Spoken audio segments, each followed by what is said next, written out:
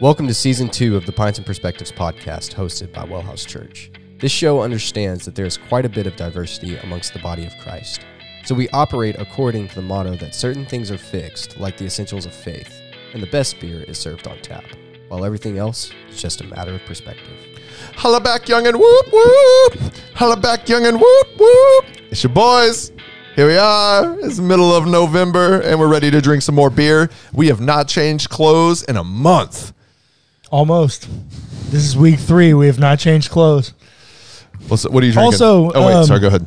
Special episode. Since you've just spoiled on us, we might also note that it's noon on a Wednesday. Yo. We are 3 beers in, or about to be. Good God. We'll see. No promises on how good this episode Help us, is. Lord. No, it's going to be great. It's a little one-off episode, so stick around. But what are you drinking? We got some unique beer going on right now. It's November, and I don't know if you're a listener around Houston, then you're quite familiar that November is a good time of year. H-time. Houston is a great city for beer. I mean, it's just we have great breweries. Good point. And one of the best beers was voted beer of the year. Oh, I know where you're going with this. I know where you're going with this. The Pumpkinator by St. Arnold. They have 2, the regular one and the barrel-aged one. The barrel-aged one is fire, I have to say. Well, yeah. Which is strange for me to say because I don't really love barrel-aged beer. Which is so strange for me as a whiskey person to say. But it's just not, I don't want them crossing like that. I just don't like pumpkin-flavored beers. It's fair. There is one from Firestone where they, it's unique every single year. What's it called? It's called pumpkin something. And they roast pumpkin rind and they put that in. Oh, that's their adjunct? Yeah, and so it is a pumpkin beer, but it doesn't yum. taste like pumpkin. It actually tastes like this toasted, Yeah. nutty, caramely That thing. would be good. That's so true. The way in which pumpkin... Okay, yeah. So let me talk about that. Okay, yeah, talk about your beer, yeah. I have Holiday Brewing Company's pumpkin ale. They come out $10 a dozen around Thanksgiving, Holiday November. Brewing Company, where are they? Holiday Brewing is in Colorado.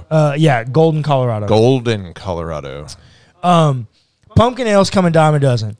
The reason that you love that one is because that exists a truth that exists for anything.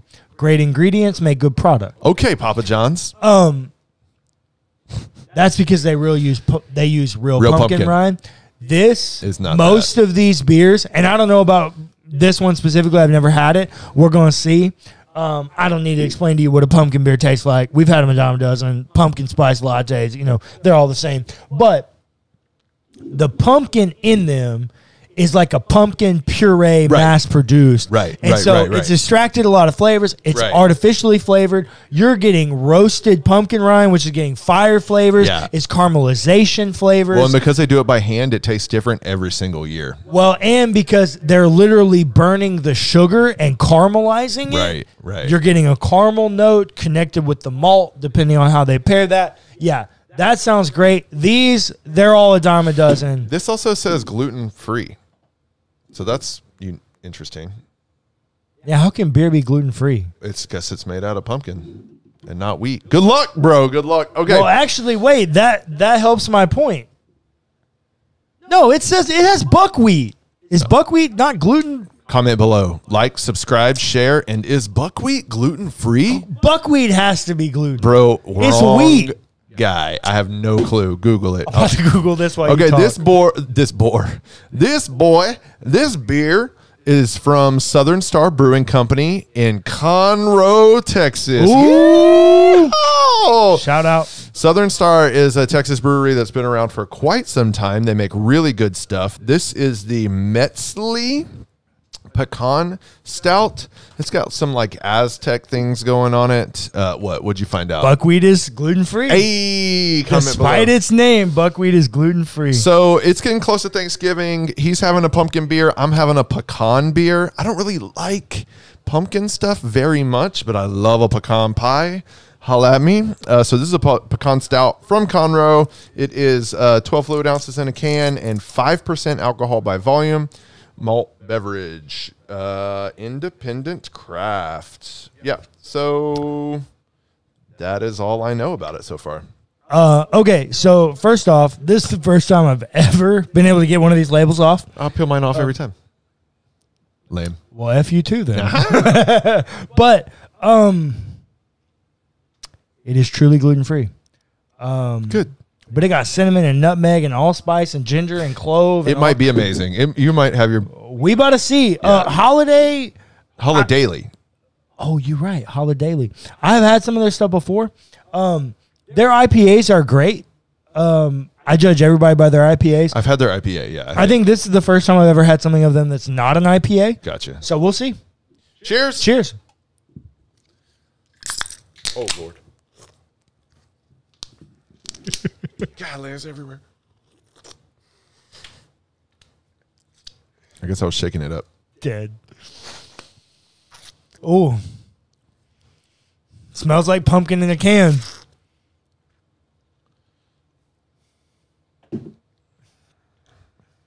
Holy shit. Is it good?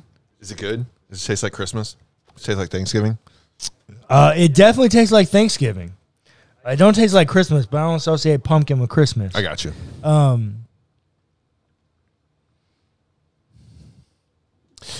The pecan porter, it's okay. I'm gonna give it. Oh, you never gave the other beer a rating. I'm gonna give. It was so good. I'm gonna give this. Yeah, it was amazing. I'm gonna give this a. I appreciate it. First of all, I'm not a porter. I mean, a stout guy. I'm not a stout. Do you like milk stouts? Do you like the Guinness Extra Stout? I've homebrewed stouts. I have tried 1,000 stouts. They generally are too heavy, too thick, and sometimes It's like you're drinking all your calories. Yeah, and sometimes they can be a little bit. Like if they're not malty enough, they can be a little too bitter for me, I guess. Yeah, I don't know if bitter's the right word because it's not a hops thing. But anyways, that's kind of what's going on here. It's very heavy, low ABV. So I'm not getting like, I want to, if it's going to be heavy, I want it to be boozy too. Yeah, you want it to be hot. But it's not. And so. What is the ABV on it? It's 5. Oh, yeah. No. 5. A stout that's 5? 5 exactly. That should be against the law. That's what I'm saying. So it's a little lacking. Who made that? Southern Star. Southern they're Star. probably most famous. You've probably had their bottled blonde or bombshell, blonde bombshell. Yeah, Blonde bombshell. Blonde bombshell. Yeah, so my sister likes that beer. it's okay. It kind of sucks. So I'm gonna give it a 4. Yeah, I think stout drinkers might give it like a 7, but I'm not a stout drinker. Yeah. Mine, unfortunately, sorry, Holiday, you're not getting a great score. Oh man, you went from like good to. Man, it's the same complaint I have with the first beer I had. It's no body, like it's No very body. little body. It's because it's gluten free. Yeah, it waters down. It has the viscosity of water again. Yeah, it has flavor great note. flavor. Yeah, that's the thing. They get you with the flavor notes. It's like they have to, because the gluten-free thing is But here's the deal. Here's why you need body, though. Mm-hmm. Because if you get people with flavor, that's great. But body carries flavor. Sure. Flavor hits you on the front, but body carries it. Sure. And so if you have no body to carry that flavor through the rest of your palate, it dies. Yeah, it's dead. It's just not. And what's the alcohol? 6%, not much. It's not hot at all. Yeah. I hate this. No, I hate that I'm about to give it a bad score. I was so hopeful. Yeah, I think it's like a 5-6 for me. It's not great. I thought you were about to go much lower. No. Well, because the flavor really is great. It just dies. It does not carry. Yeah, that's unfortunate. It had so much potential.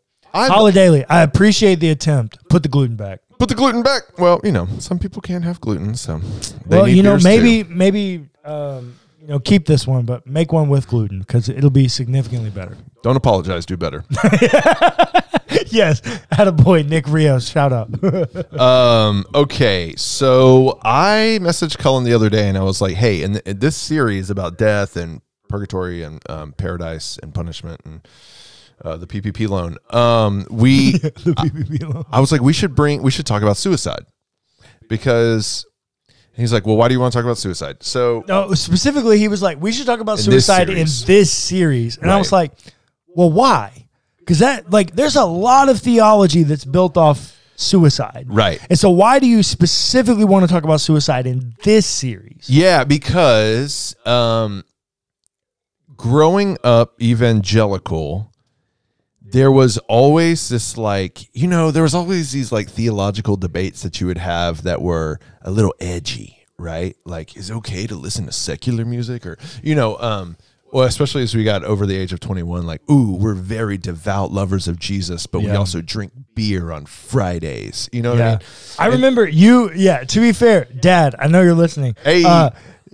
I will never forget, you were the first Christian I met that was like, man, F all these people that don't drink. I'm a bad influence. Yeah, I'm sorry. and so you helped me Jesus like drank. get to a point where I can start drinking, and it's fine because now my parents drink. But I remember my mother. I was having a conversation with my mother. Not okay with it. And she I'm goes, sorry, I repent. And I told her, I was like, Mom, like we were having a conversation, whatever. She found out I'd been drinking or whatever, and I was like, she was like, have you been drinking? I was like, yeah, I drink.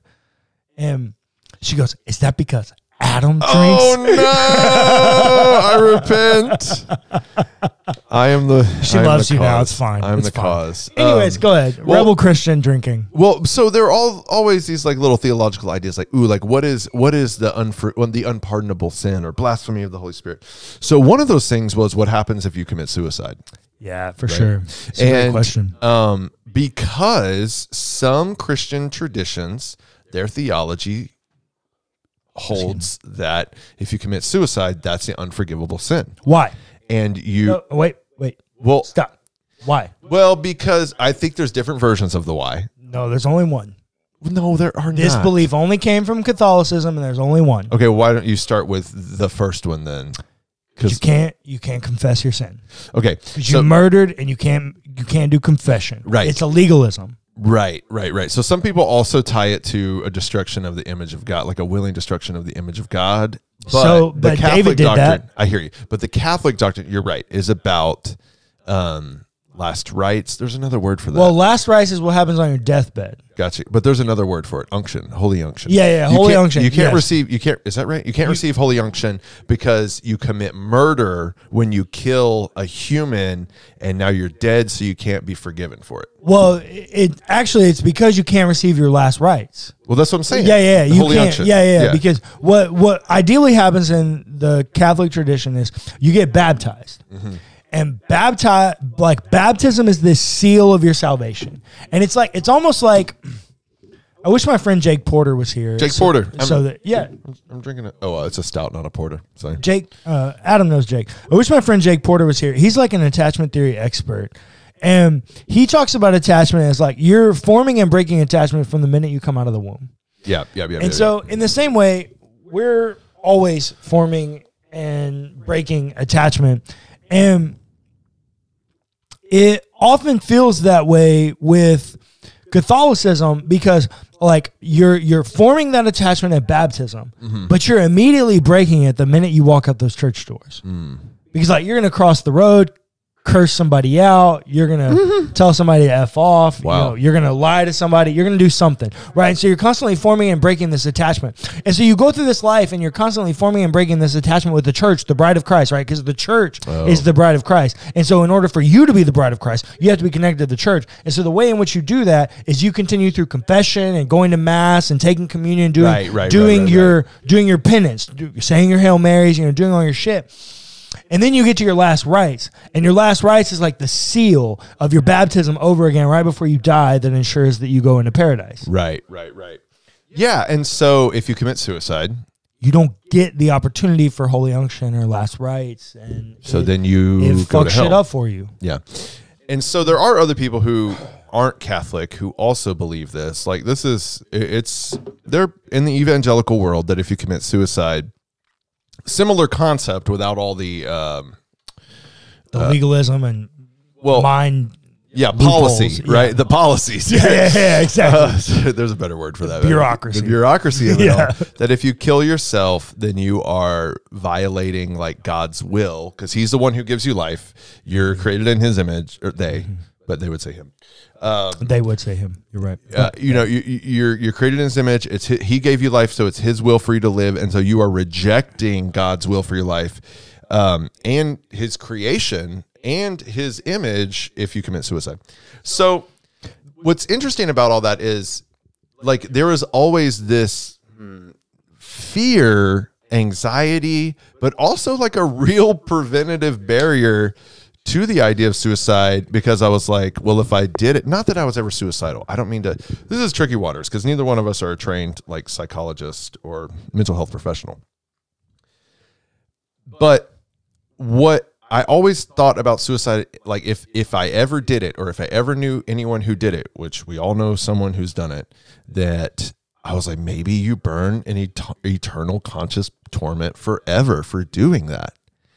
And so you end up in these situations where you're at the funeral for your high school acquaintance who shot themselves in the head, and you're 16 years old and you're sitting there listening to some preacher talk about how incredible this person was and how tragic their loss was, which is all true.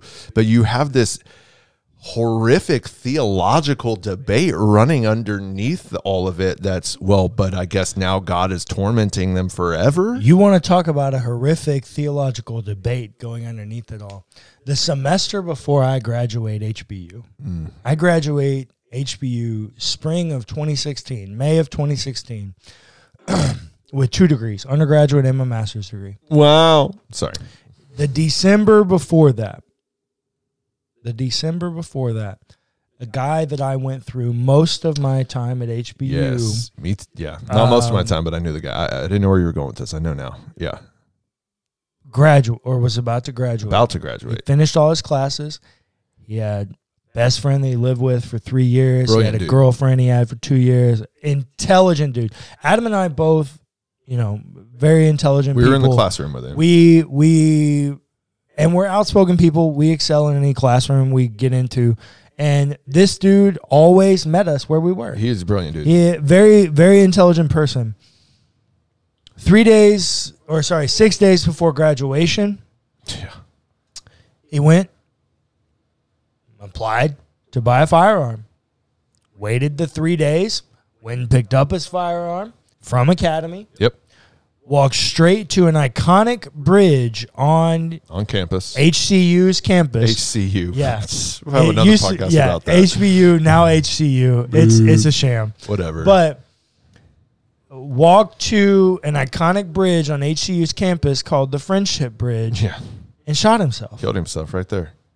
And he's a philosophy major. Yep. I'll never forget. You want to talk about an existential crisis. He had a job lined up. Right. He had a girlfriend he was getting ready to propose to. Right. Yeah, his best friend. He was an intelligent guy. He was about to go start teaching at a highly prestigious classical school.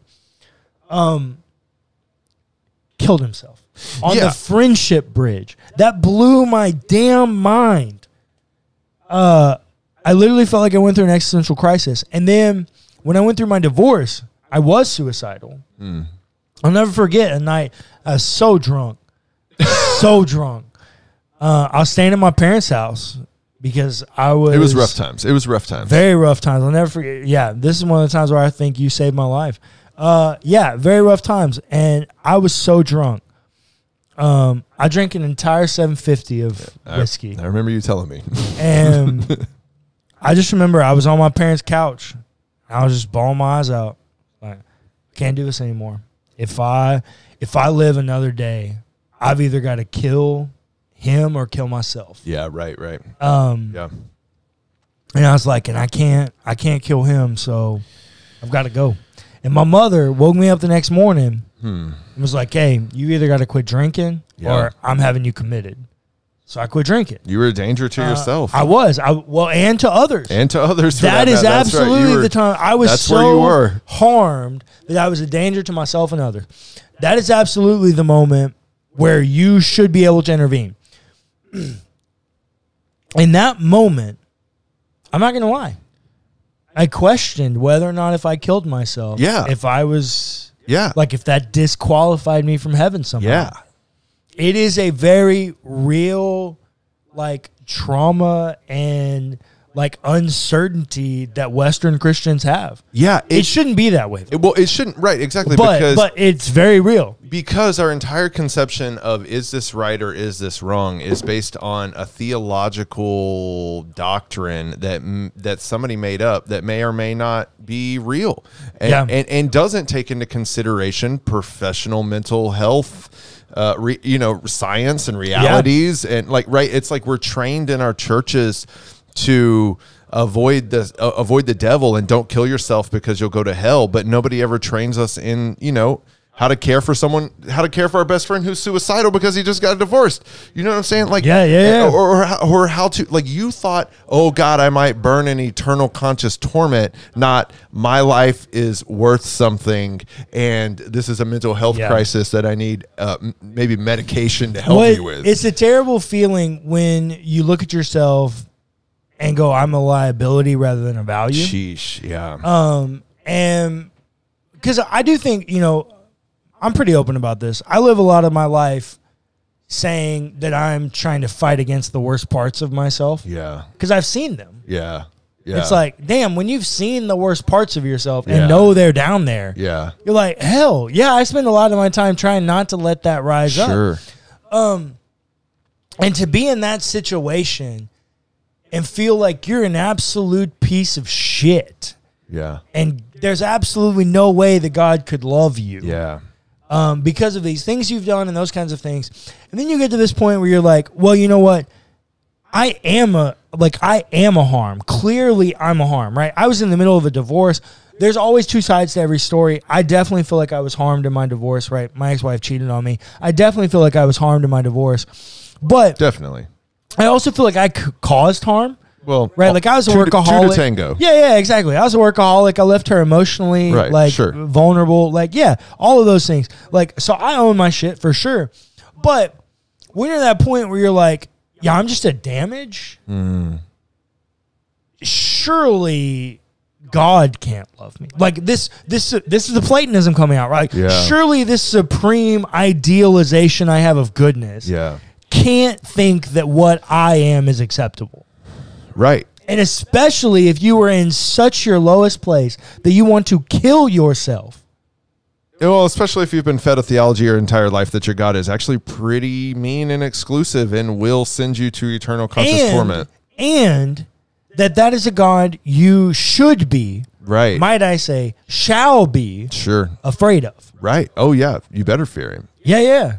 Because it is about this holiness. It is about this power. It is about doing the things that God has commanded you to. All of this is language of power. Yeah. Unhealthy power dynamics that are just rooted in fear. Did you see any of that in Jesus? No, exactly. Oh, so why did we build our theology? Exactly. That's what I'm saying. So here's the deal, because we're up against it on time. But first of all, I don't think, again, I'm not a trained professional. And so maybe I'm wrong here, but I don't personally think that everyone who commits suicide had a conscious, rational, stable choice.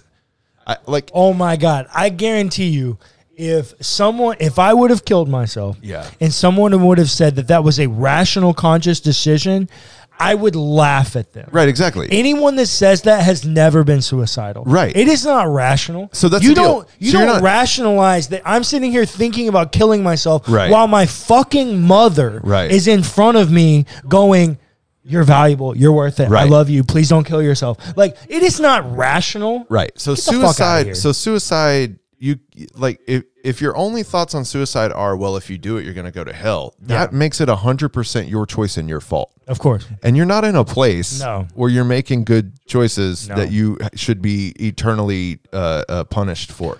The last thing I want to say is,